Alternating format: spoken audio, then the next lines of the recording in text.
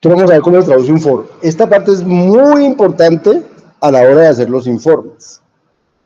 Porque en los informes yo les pido siempre, muéstrenme que su función fue correcta.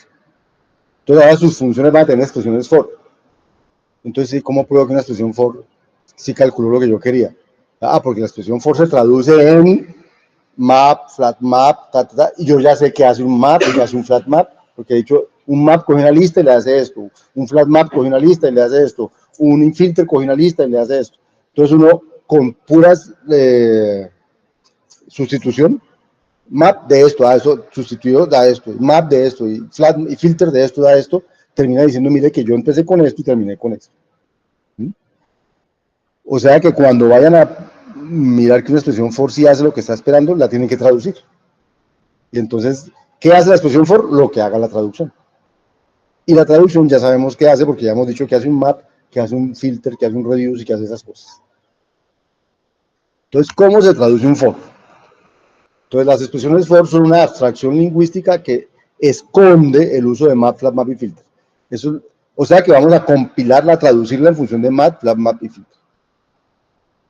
Si las expresiones for fueran nucleares, es decir, no estuvieran traducidas en función de map, flat map y filter, sino que fueran implementadas como un concepto interno allá dentro, implementado de alguna manera, entonces yo podría escribir flat map y filter usando expresiones for.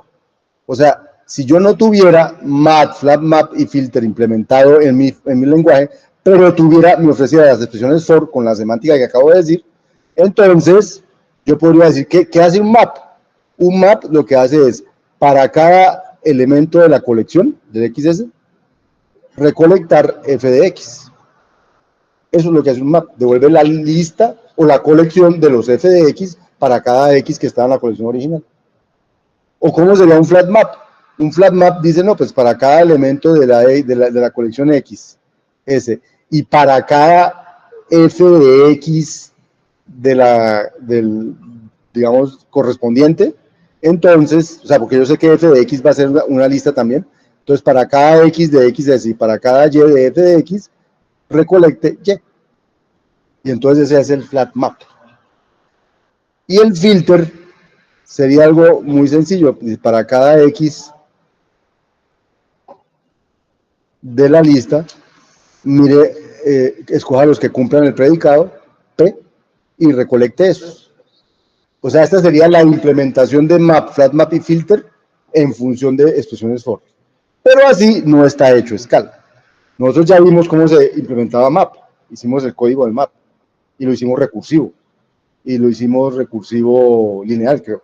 Y el flat map y el filter, todo eso ya los implementamos. Y no necesitamos expresiones for para implementarlos. Luego las expresiones for son un añadido más para escribir otras cosas, no para escribir estas. Estas ya están allá adentro. ¿Listo?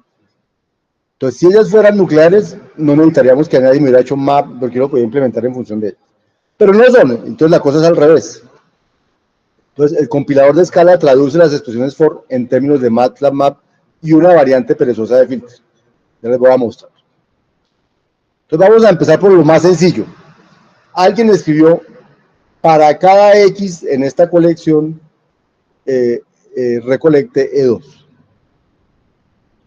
Entonces, si alguien escribe para cada X de la colección 1, recolecte E2, ¿eso cómo se traduce en Scala? Se traduce E1, la expresión E1, que debe tener una colección, y hágale map, en el que a cada X de esa colección lo vuelve E2. O sea que esta expresión for, para cada X en E1 recolecte E2, es lo mismo que hacerle map a E1 convirtiendo todos los X en E2. Primer caso de traducción. El for más sencillo, que tiene solamente un generador y un recolector. Entonces no es más que un map. O sea, ya traduje mi primer for a map. Un for más complicadito. Un for que tiene generador y tiene filtro. Filtro F. Y luego tiene más cosas. No sé cuántas cosas más tiene más cosas. Entonces, ¿en qué se traduce eso? Entonces, se traduce en, se traduce en un for como el de arriba, en un for como el de arriba. O sea, un for con una sola colección. Entonces, lo que traduce dice, coja E1, filtrelo con ese filtro que usted puso ahí, y luego de filtrarlo, entonces ya le quedó como un for como el de arriba. Para los X en esta colección,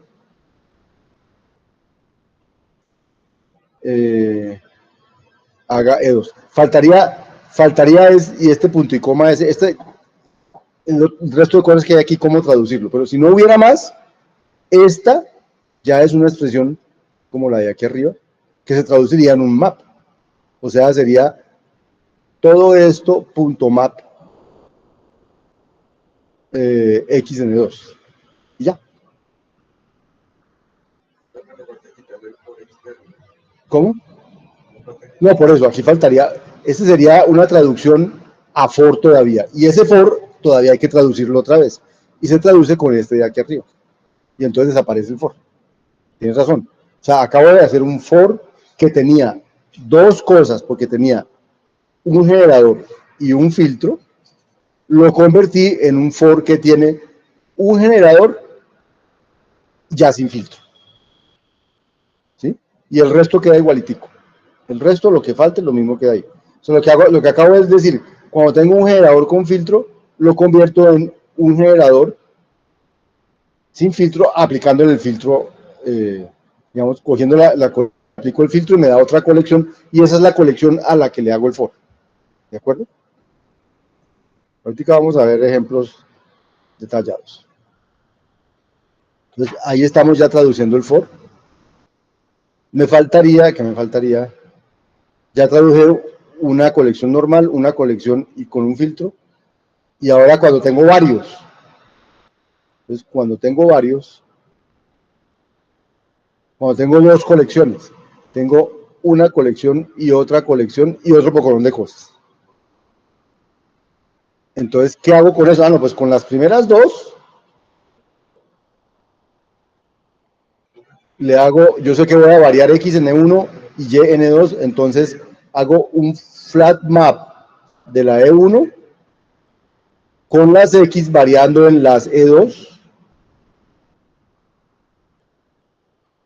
y recojo este for recogiendo E3 me va a dar esa es una expresión que es la que está asociada al flat map. Hago el flat map con esta colección. Y me faltará traducir este for ya es un for que yo ya sé traducir, porque es de los anteriores. Entonces lo traduzco con los anteriores. YE2S era de los que había en la página anterior.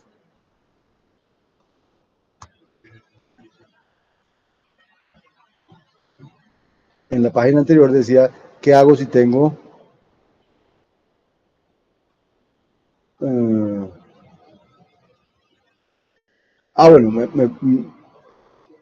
¿qué hago si tengo un for? En la página anterior decía, ¿qué hago si tengo una expresión? Entonces dice, tradúzcala en esto. O sea que esta de aquí va a ser un flat map de esto y este se va a traducir en un map.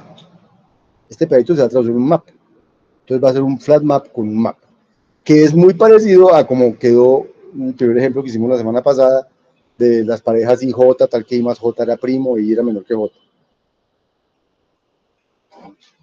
Entonces, aquí está en este ejemplo que hicimos la semana pasada dimos dado un entero positivo n, generar todas las parejas IJ, tal que J menor que I y I más J sea primo. Entonces hicimos este for. Los recuerdo, hicimos este for. I recorre de 2 hasta n, sin incluir a n. J recorre de 1 hasta I, sin incluir a I, porque aquí hay un menor estricto, ¿cierto? Y aquí hay un menor estricto, entonces no pongo tú, sino que no escoja el último. ¿Sí? El filtro debe ser primo y recolecto los IJ. Entonces, ¿esto en qué se traduciría según las reglas que acabamos de decir? Entonces, aquí tenemos una generador, dos generadores y un filtro. ¿cierto? Entonces, como tengo dos generadores y un resto, entonces, ¿qué decía la transparencia pasada? Si tengo dos generadores, si tengo dos generadores,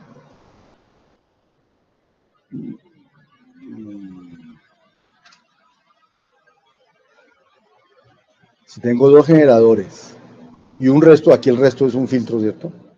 Entonces lo que hago es, cojo E1, que es el del primer generador, a ese le hago flat map, ¿cierto? D a X lo mando en, cojo el otro generador que era YN2 for Y, N2, punto y coma el resto, y recolecte E3. Entonces, en este caso, esto quedaría, daría, cojo el primer generador 2 until N, le hago flat map, de I en, y ahora cojo el segundo generador, que era 1 until I, eh, 1 until I, y luego venía el if es primo. Pero entonces el 1 until if es primo se traduce con coger eso y ponerle filtro a ese, ¿cierto? Y a esta, entonces hacerle map con la expresión yield, map J en J en IJ. Esta expresión fue la que escribimos la primera vez, luego fue la que nos motivó a escribirlo mejor de esta manera, fue la que nos hizo inventar unas expresiones for, pero ahora la expresión for que hacemos así se traduce en la que nos motivó el asunto. Es decir, que hicimos la tarea bien. La tarea bien es una notación que es difícil de entender, la convertimos en una notación que es muy fácil de entender y cuya semántica es la notación que ya teníamos.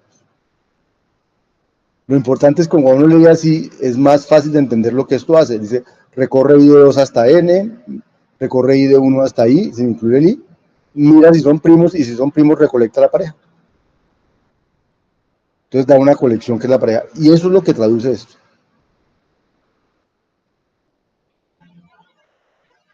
Más o menos. Entonces ya sabemos traducir el for.